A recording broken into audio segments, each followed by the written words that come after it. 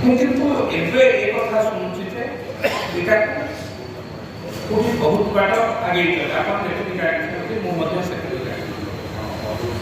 ମୋତେ ଟିକେ ଆପଣ ବୁଝେଇବେ ଏହା ହେବା ଦ୍ୱାରା କ୍ଷତି କ'ଣ, ନ ହେବା ଦ୍ୱାରା ଲାଭ। ପର୍ସନାଲି ଆପଣଙ୍କ କମିଟି କାରଣ ମୁଁ ଆପଣଙ୍କ ଓକିଲ ଜଗା ଭାଇ ଆଉ ମୁଁ ଆପଣଙ୍କ ଓକିଲ ହିସାବରେ ରାଜ୍ୟ ସରକାରଙ୍କ ପାଖରେ ମଧ୍ୟସ୍ଥତା କରିବି।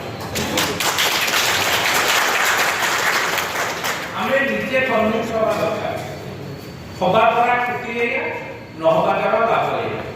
ହେଲେ ଆମ ଛୋଟ ଛୋଟ କଣ୍ଟ୍ରାକ୍ଟର ଯେଉଁମାନେ ଦୀର୍ଘଦିନ ଧରି କାମ କରୁଛନ୍ତି, ଏଇ ପ୍ରଫେସନକୁ ନିଜର ଜୀବନ ଜୀବିକା ବାଣିଛନ୍ତି, ତାଙ୍କ ପରିବାରକୁ ପୋଷଣ କରୁଛନ୍ତି, ସେମାନେ କ୍ଷତିଗ୍ରସ୍ତ ହେବେ।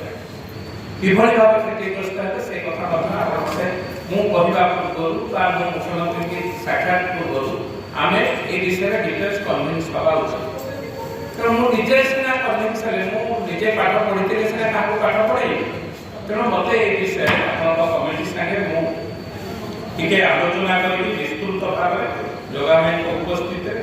ଏବଂ ଆଉ ଗୋଟିଏ କଥା କହୁଥିଲେ, ରାଜ୍ୟ ବାହାରର ଠିକାଦାରକୁ ସୁଯୋଗ ମିଳୁଛି। ଆମେ କ'ଣ ସେମିତି ବ୍ୟବସ୍ଥା କରିପାରିବା? ଏମିତି ହେବ ଯେ ଆମେ ଚେଷ୍ଟା କରିକି ଏକ ବୋଧେ ୱିକେଣ୍ଡର ହେଇଥିବ, ଯିଏ ଯେଉଁଠୁ ପକେଇ ପାରୁଥିବ ତାକୁ କେମିତି ବନ୍ଦ କରିବ, ବାଟ ଅଛି ତାହେଲେ ଆମକୁ ରାଜ୍ୟ ବାହାରର କଣ୍ଟ୍ରାକ୍ଟର ପକେଇ ପାରିବେ ନାହିଁ। ସେ କଥା ଯଦି କିଛି ବିକଳ୍ପ ବାଟ ଅଛି ଆମକୁ କୁହନ୍ତୁ।